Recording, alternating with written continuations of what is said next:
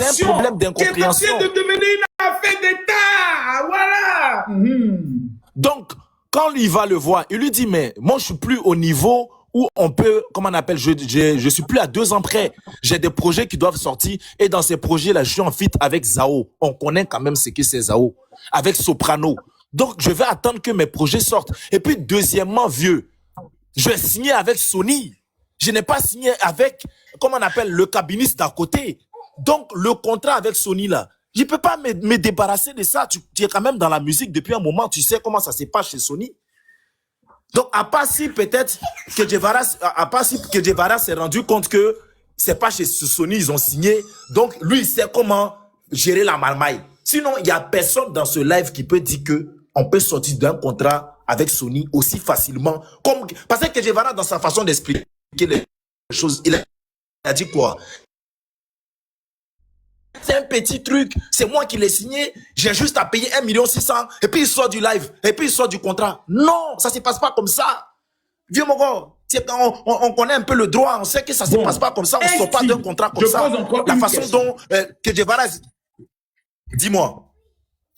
Si Guevara se rend compte que lui-même, il s'est fait duper et que les 2 Camerounais qui étaient en face de lui n'étaient pas Sony. Oui. On fait quoi?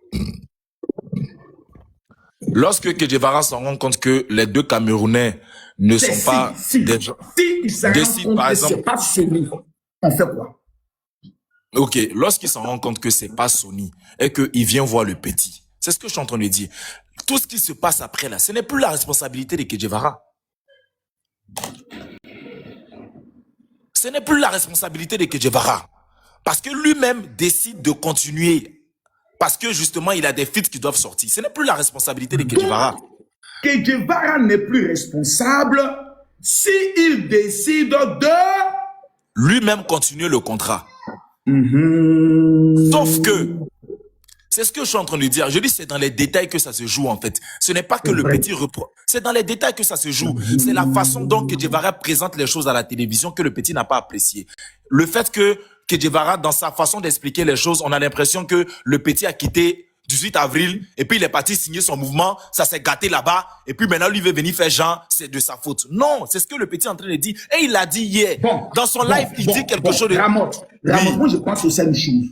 Oui. Et si l'interview de Guevara intervient après la 2e signature et lui fait plus allusion à cette 2e signature en disant, bon, le petit, j'essaie de lui expliquer, il est allé lui-même signer le contrat avec les gens là et autres, j'essaie de lui faire comprendre que c'est des marmailleurs, mais il a voulu rester là-bas et autres, ben moi je regarde et j'observe. Est-ce que Guevara a tort là, s'il explique comme ça, pour dire que non, moi c'était dans la 2e signature de contrat que je me prononçais ainsi. D'abord, parce que j'aurais appris qu'ils ont fait un son, que Guevara et puis MC1. En fait, ils ont fait un son Maïmouna. Est-ce que c'est vrai ça? Ils ont fait un son qu'ils ont mis sur les plateformes et le label a retiré le son. Est-ce que tu sais que j'ai appris que c'est après le retrait de ce label-là que Guevara apprend que MC1 a renouvelé le contrat et que lui n'était pas informé? Ok. Maintenant, c'est ce que je suis en train de dire. Que lorsque, si comment on appelle MC1. De toi, c'est un homme logique. Si MC1 a renouvelé le contrat, s'il a renouvelé le contrat avec le label, il est responsable de tout ce qui suit. Il est responsable. Sauf que MC1, justement, il assume cette responsabilité. Mais il veut rétablir la vérité sur le fait que ce n'est pas lui qui a quitté le label de Guevara pour aller là-bas. De base, ce n'est pas lui qui décide de quitter le label. C'est son... Donc, en fait, qu'est-ce qui... Maintenant, Makoso, viens mon Makoso, il t'explique la marmaille. Il t'explique la marmaille. Je m'excuse d'avoir... On ne s'est pas entendu, je précise les choses. Quand nous avons signé le contrat avec Sony, ce n'est pas MC1 qui a décidé de quitter notre label. C'est moi qui ai trouvé un nouveau label parce que je veux qu'il ait une carrière internationale et c'est moi qui suis allé signer. Est-ce que le problème est réglé? C'était réglé depuis longtemps. C'est à partir des sorties à la télévision que ça s'est gâté. Et le petit a dit ça dans, comment on appelle, accusé, levez-vous. Il a dit ça. C'était réglé depuis longtemps. Sauf que le petit a senti que il était dans une... Accusé, levez-vous, c'est quoi? Accusé, levez-vous, l'émission des Digbe qu'il faisait sur Trace là. Ouais, le petit a dit quoi là-bas? Le petit il a dit clairement que pendant que moi je suis dans une situation où je peux rien sortir, je peux pas sortir de projet, je vois à la télé que mon papa est en train de dire que lui il met plus sa main dedans, moi je suis allé me chercher, il n'est qu'à assumer ce qu'il a fait. C'est là que ça a commencé. Les problèmes ont commencé par les sorties de Kedjevara. Ça n'a pas commencé. Ça, c'est une vieille émission, hein. Mais les vidéos sont encore là. Les vidéos sont encore là. Pourquoi dans ces 2 jours-là que l'affaire là s'est redebout? Je t'explique comment ça s'est redebout. On était en live. Et pendant qu'on était en live, en fait, MC1 a fait un live dans lequel il était en train de parler du fait que, à l'époque, lui, il faisait des atalakou, on lui donnait 10 000 francs. Donc, les gens se sont dit, mais attends, donc tu veux dire quoi? Que ton papa Kedjevara, il t'exploitait. Est-ce que c'était pas une marmaille aussi pour lui de réveiller le dossier, toi qui connais la marmaille? C'était une façon pour lui d'allumer sa télé, vieux, mais pas réveiller le dossier, c'est différent. Non, mettez le que Ramos c'est intelligent, Ramos connaît. C'était une façon pour lui d'allumer sa télé. C'était une façon pour lui d'allumer sa télé. Mais, vous connaissez, quand tu es dans l'effet du direct, il y a des choses que tu peux sortir sans forcément, en fait, prendre en compte l'impact que ça peut avoir. Ramos, vous êtes un homme vrai. Oui. Est-ce que vous conveniez que le meilleur ami qui est monté hier dans le live de M. John a été envoyé par MC1? Donc, j'explique ce qui s'est passé. Je vais expliquer dans les détails tout ce qui s'est passé. Explique! Voilà. Donc, John maintenant qui lance John qui lance son live. Quand John lance son live, il commence à allumer MC1. Petit ingrat, tu as fait ton live où tu parles du fait que le vieux Mogo Kedjevara. Est-ce que c'était pas aussi une tactique de John pour m'amailler là? Moi, je connais, mais on a fait des lives bien mal. On disait que ça défend Ramos après. On ne sait jamais. Je connais bien John, c'est un mamailleur aussi. John a trouvé un sujet de live, il l'exploite. C'est comme ça ça commence. Il a vu que le sujet de MC1, tout le monde en parle pas. Ça peut faire le buzz, mais personne n'en parle. Donc lui, il a le flair. Parce qu'il a habitué au live, il a le flair. Voilà. Ou peut-être qu'il a été payé.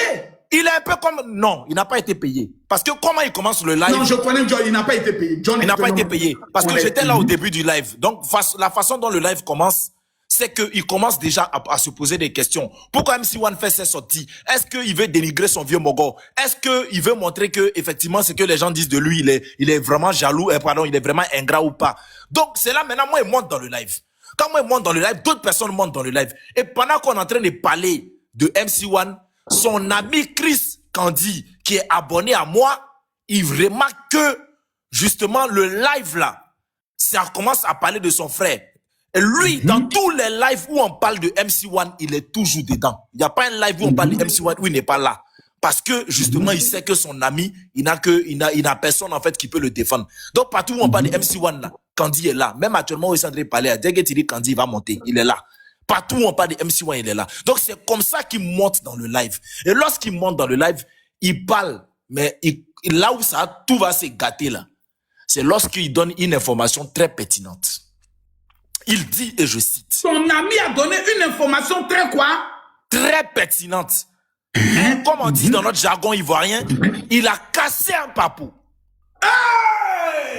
Son ami a cassé un papou. Il dit quoi? Il a cassé un papou. Il dit, MC1 même, on est en train de parler de lui ici, là. Hein? Et puis on veut faire comme si le vieux Moro Kedjevara même là, il est blanc comme neige là. MC1 même là. Quand il était encore chez Kedjevara là, ses parents vivaient encore dans Barak. C'est là tout s'est gâté. C'est cette information qui a tout gâté. C'est cette information qui a tout gâté. C'est là que ça a pété même. Parce que c'est après cette information que Kedjevara monte dans le live. Parce que justement, sa réputation est mise à nu, si je peux dire ça. Donc quand Kedjevara monte dans le live, il est ignorant du fait que MC1 est en bas en train de suivre le live. Parce que, justement, les abonnés de MC1 ont envoyé le live à MC1. Et les abonnés de Kedjevara ont envoyé le live à Kedjevara. Donc, quand Kedjevara monte dans le live, il ne sait pas que MC1 est dans le live. Je répète, quand Kedjevara monte dans le live, il ne sait pas que MC1 est dans le live. Donc, mon meilleur ami est dans le live. J'arrive. Attends, vieux, j'arrive. MC1 est avec Ramos. Vieux, j'arrive. Quand dit là, le même jour là, il était MC1, les deux étaient ensemble. Ils suivaient le live ensemble. Voilà, maintenant c'est Ramos, pas la vérité. Donc les deux étaient ensemble. Vas-y, Ramos. J'ai entendu la voix de son ami quand MC1 parlait. Donc les deux étaient ensemble. Mais sauf que là, MC1 ne fera jamais, je dis bien au grand jamais, de sortie sur, comment on appelle, sur Kejevara de lui-même. C'est-à-dire que MC1, si Kejevara n'était pas monté dans ce live, MC1 ne serait jamais monté. Pourquoi? Je m'explique. Parce que MC1 aujourd'hui, il est passé à autre chose. Même si les gens c'est que beaucoup ignorent. MC1 est passé à autre chose. Cette histoire ne l'intéresse plus. Il est passé à autre chose. Sauf que quand Kejevara monte dans le live, maintenant, imagine, vieux Mogo. Kejevara monte dans le live, il allume la télé sur le petit se défend pas. S'il vient après là, il n'a plus raison. Mais, Donc, de là, le petit avant monte. que la télé soit allumée, lui aussi, en même temps, il monte automatiquement. Voilà. C'est ça la marmaille, en fait. Parce que si le petit laisse, ça reste sur lui. J'aime ce mot, Ramos. C'est ça la marmaille. Si le petit laisse. Les gars, tapoter. Si le petit Ce laisse. soir à 23h, Kejevara sera là lui-même. Si le petit laisse s'il laisse une seule journée passer, il n'a plus raison. C'est fini. La télé est déjà partie. Les gens ont déjà fait des captures d'écran partout. Mais si Kejevara aussi ne laisse aussi passer, lui aussi il est dans journée, lui aussi il est dans pain. Que tu as abandonné, lui aussi il est dans pain. Donc c'est télé contre télé. C'est télé contre télé. Kejevara a son honneur, a son image à protéger. Et comment on appelle, MC1 aussi a son image à protéger. Pourquoi je dis que MC1 a son image à protéger? Parce qu'aujourd'hui là, il n'y a pas un seul les gars, tapotez, mettez un coup de lave, envoyez les fleurs pour sécuriser le live, vas-y. Parce qu'aujourd'hui là, il n'y a pas un seul commentaire de MC1 depuis cette histoire où on le traite pas d'ingrat. Il n'y a pas une personne dans le live là qui va dire que il n'a jamais vu ces commentaires où on le traite tous les jours d'ingrat. Tu es un petit ingrat, tu as laissé ton vieux Mogo, tu es parti, tu es ingrat, tu as laissé ton vieux Mogo. Donc ce jour là, c'était une occasion pour lui aussi là de laver son image.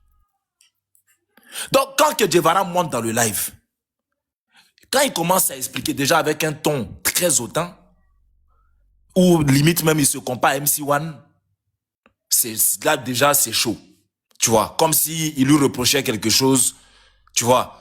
Après, je sais pas ce qui s'est passé en interne. Mais déjà, la façon dont Kejevara parlait à son fils. Parce qu'il y a beaucoup d'artistes qui sont montés chez Aya Robert pour dire qu'ils ont senti qu'il y avait un fou et autre. Voilà.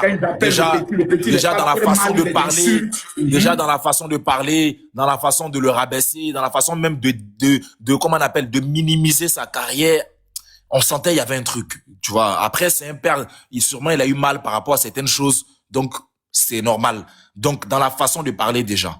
Et quand il commence maintenant, là où ça se gâte, c'est quoi? C'est que on parlait plus du fait que MC1 est parti de lui-même ou il n'est pas parti de lui-même. Ça, on a parlé de ça, mais très vite. C'est parti tout de suite dans « j'ai fait ça pour toi, j'ai fait ça pour toi, j'ai fait ça pour toi, j'ai fait ça pour toi ». Ça commence maintenant à lister maintenant les choses qu'ils ont fait pour chacun. Donc MC1 aussi, pour ne pas que cette image de petit ingrat reste sur lui, lui aussi, il a commencé à citer les concessions qu'il a fait en étant là-bas. Ok, tu as fait ça pour moi, mais moi aussi, j'ai fait ça pour toi. C'est comme ça s'est gâté ou jusqu'à s'arriver dans le passeport. Ah bon? Mais c'est comme ça s'est gâté jusqu'à s'arriver dans l'affaire des passeports, des papiers. Est-ce que tu te rappelles? Ils ont parlé de passeports, j'ai entendu, j'ai un papier, est-ce que l'affaire des papiers là, tu veux que j'en parle? Il dit quoi? Non, il y a une partie où vite fait, on parle de passeport. Il y a une partie vite fait, on parle de passeport. Bon, hein? Oui. Mais le truc. L'affaire des passeports là, c'est quoi? Explique-moi un peu. Il y a quoi à faire des passeports là? En fait, cette question de passeport, moi, MC1 m'a dit que lui peut pas parler de ça.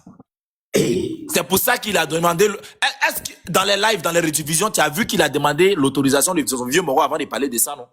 Et son vieux Mogo a donné l'autorisation, lui ou non? Il n'a pas donné d'autorisation. Non, moi j'ai entendu même pas. Non. Vieux. Non, vieux. Je peux t'expliquer la scène. Je peux t'expliquer la scène. Tu veux que je parle du papier là? Je peux t'expliquer la scène. Il dit même pas, j'ai abusé de toi. Non. Non, il a dit, quand il a dit parle, le petit lui a dit je parle pas du contrat. Il a dit ici on te parle du contrat. Les vidéos sont là. Il a insisté sur le contrat. Il est revenu sur le contrat. Le petit lui a dit je parle pas du contrat, je parle des papiers. Parce que cette histoire de passeport là, si ça savait être exact, je serais posé la question à M. Kekeva. Oui. Est-ce que c'est vrai vraiment? Est-ce qu'il y a beaucoup de doïman? On va vérifier. On va vérifier le choix. Selon vous, M. Ramos, vous qui avez une intelligence assez exceptionnelle avant le live de ce soir, comment, selon vous, une telle affaire peut être réglée? Une telle affaire peut être réglée hors des réseaux. Si c'est réglé sur les réseaux, c'est pas bon pour l'artiste Kejevara, c'est pas bon pour MC1. Sauf que c'est pas non plus bon pour le général parce que le général prend pas sa télé. Mais sinon, cette affaire-là, la seule personne habilitée en Côte d'Ivoire ici qui peut régler ça, c'est M. Makosso autour d'un champagne chez lui à la maison. Il appelle MC1, il appelle Kejevara, asseyez-vous ici. Sauf que le père de la marmaille a besoin que les deux soient en face de lui pour allumer la télé.